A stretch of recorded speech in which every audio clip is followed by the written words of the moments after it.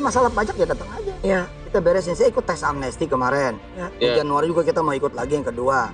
Artinya saya ini Ustadz. Kalau ketika berbisnisnya kita tunjukin lah. Tapi bila ada yang salah, ya namanya juga Ustadz. Ya sama-sama belajar, ayo. Mana yang salahnya kita sama-sama benerin. Jadi sekarang volume perputaran bisnis Bapak udah berapa miliar nih sekarang ini? Boleh tahu nggak kira-kira? Perputarannya? Ya.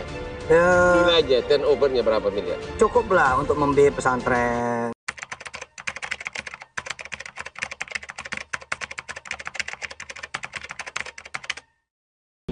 Tak boleh sebut nama, menjaga kode etik jurnalis. Begitulah kalau kita sudah tahu dasar diri kita bahwa kita bukan apa-apa, bukan siapa-siapa. Diingatkan dalam Quran sepekan sekali setiap subuh Jumat diingatkan. Rakaat kedua, hal ata 'alal insani 'inun minad dari lam yakun syai'an madhkura.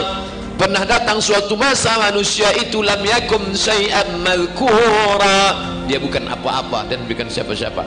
Inna khalaqanal insan, kami ciptakan manusia min nutfatin, sperma, amsyajin, yang kami campur dengan sel ovum, sel telur, faja'alnahu nabtalihi, kami uji dia, faja'alnahu sami'an basira. Min nutfatin, maaf mantan sperma, keluar dari lubang najis 2 kali, dari najis bapaknya sekali, dari ibunya sekali. Lalu yang disombongkan itu apa? Nanti kalau antum ketemu orang sombong, wah ya bukan, mantan sperma keluar lubang najis 2 kali. Apa yang kau sombongkan? Wa takunul jibalu kal ihnil manfush. Ambil bulu kambing. Dulu orang Arab kalau mau buat jaket cukur bulu kambing, nanti dipintal jadi benang, benang ditenun jadi kain, kainnya untuk wol musim dingin, diletakkan di telapak tangan bulu kambing, hembuskan. Bukit-bukit seperti bulu kambing yang dihembus angin. Wa takunul jibalu kal ihnil mawfush. Ada yang sombong, ambil bulu kambing. Kau mau kemana? Aku mau ke rumah dia. Kok bawa bulu kambing? Kau lihat nanti, rekam ya, mau kita viralkan. Sampean yang sombong, nanti sampai masanya kau seperti kal ihnil mamfush. Tidak ada apa-apa. Hanya teman-teman yang sadar diri inilah yang bisa duduk bersama. Kata pepatah Melayu, duduk sama rendah, tegak sama tinggi. Itu cuma pandai ceramah aja, katanya duduk sama rendah, dia pakai kursi. Sombong lagi. Kalau saya duduk di bawah, ibu-ibu kan nggak bisa ngelihat Ustaz Salim. Nah, ini yang pertama, bahwa kita mesti, makanya kita bisa ukhuwah. Tadi kami duduk, ada dari MMI Majelis Mujahidin, ada yang dari Wahdah Islamiyah Ustaz Zaitun Rasmin, ada yang dari Muhammadiyah, ada yang dari MUI Majelis Ulama, duduk sama. Ada yang dari Mu'alaf. Dalam Islam Mu'alaf tidak pernah disepelekan, nggak pernah anak baru, anak bawang, kami senior nih udah lama. Justru dalam Islam Mu'alaf diangkat derajatnya. Kita yang sudah lama ini dosa, lapen dos, lelaki penuh dosa. Yang mu'alaf bersih, begitu dia syahadat, diislamkan di masjid Jogokarian, asyhadu an la ilaha illallah wa asyhadu anna kanjeng Nabi Muhammad Rasulullah, maka dia putih bersih, diulang dari nol. Di dunia ini yang diulang dari nol 2. Yang pertama mu'alaf, yang kedua pegawai Pertamina. Bersih. Makanya jangan pernah kau merasa rendah, hai saudaraku. Makanya ketika saya diundang, yang mau hadir 5 profesor, nampaknya Ustadz Somad nih, kita lihat nanti grogi dia. Enggak tuh, ceramah. Saya nengok ke atas, kenapa? Kalau saya tengok ke bawah bahan saya hilang. Semuanya manusia, asalnya sama. Kebetulan kau duluan lahir aja. Adik-adik juga begitu. Itu siapa? Ustadz Somad. Dia kan kebetulan duluan lahir aja.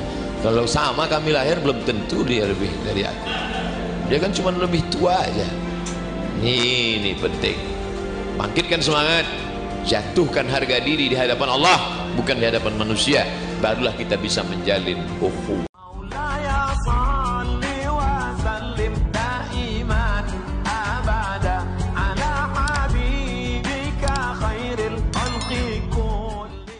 Ustadz Yusuf Mansur ditanya Hotman Paris soal asal kekayaan hingga bisnis. Baru-baru ini Ustadz Yusuf Mansur menghadiri acara Hotman Paris. Di sana, Ustadz yang juga merangkap sebagai pembisnis ini menjelaskan tudingan soal investasi bodong tersebut.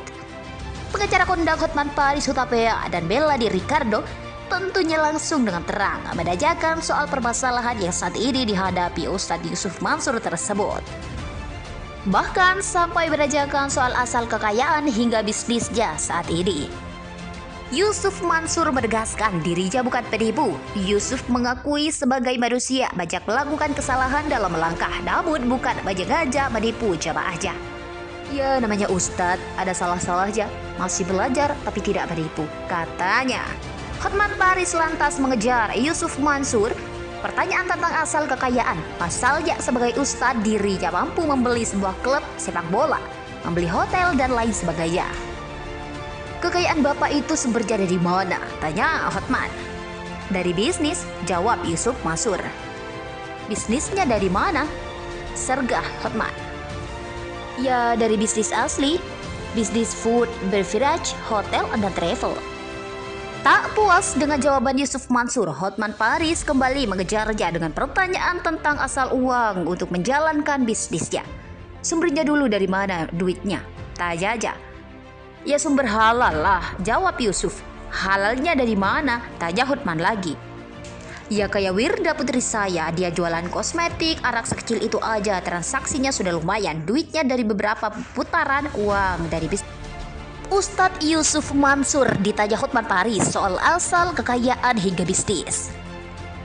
Baru-baru ini Ustadz Yusuf Mansur menghadiri acara Hotman Paris. Di sana, Ustadz yang juga merangkap sebagai pembisnis ini menjelaskan tudingan soal investasi bodong tersebut. Pengacara kondang Hotman Paris Hutapea dan Bella Di Ricardo tentunya langsung dengan terang menanyakan soal permasalahan yang saat ini dihadapi Ustadz Yusuf Mansur tersebut. Bahkan sampai menanyakan soal asal kekayaan hingga bisnisnya saat ini. Yusuf Mansur menegaskan dirinya bukan penipu. Yusuf mengakui sebagai manusia banyak melakukan kesalahan dalam melangkah, namun bukan sengaja menipu jamaahnya. Ya namanya Ustadz, ada salah-salahnya, masih belajar tapi tidak menipu, katanya. Hotman Paris lantas mengejar Yusuf Mansur. Pertanyaan tentang asal kekayaan, pasalnya sebagai Ustadz dirinya mampu membeli sebuah klub sepak bola, membeli hotel dan lain sebagainya. Kekayaan bapak itu sumbernya dari mana? Tanya Hotman.